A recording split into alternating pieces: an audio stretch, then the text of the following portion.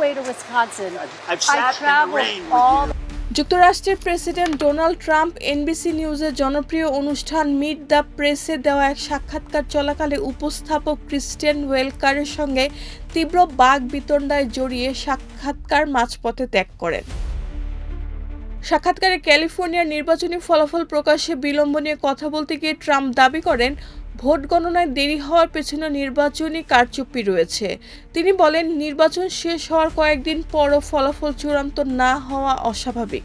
এ সময় ওয়েলকার ট্রাম্পের কাছে তার দাবির পক্ষে কোনো প্রমাণ আছে কিনা জানতে চাইলে ট্রাম্প বলেন, আমরা শুধু দেখলেই হয়। তিনি বিভিন্ন সূত্র থেকে পাওয়া তথ্যের কথা উল্লেখ করেন, তবে কোনো নির্দিষ্ট প্রমাণ উপস্থাপন করেননি।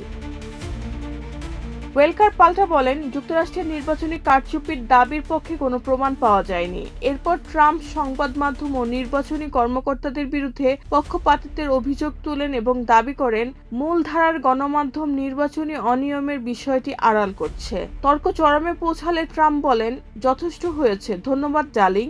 এরপর তিনি মাইক্রোফোন খুলে সাক্ষাৎকার শেষ করে চলে যান। সাংবাদিকদের সঙ্গে ট্রাম্পের এমন উত্তপ্ত বাক্য বিনিময় নতুন নয়।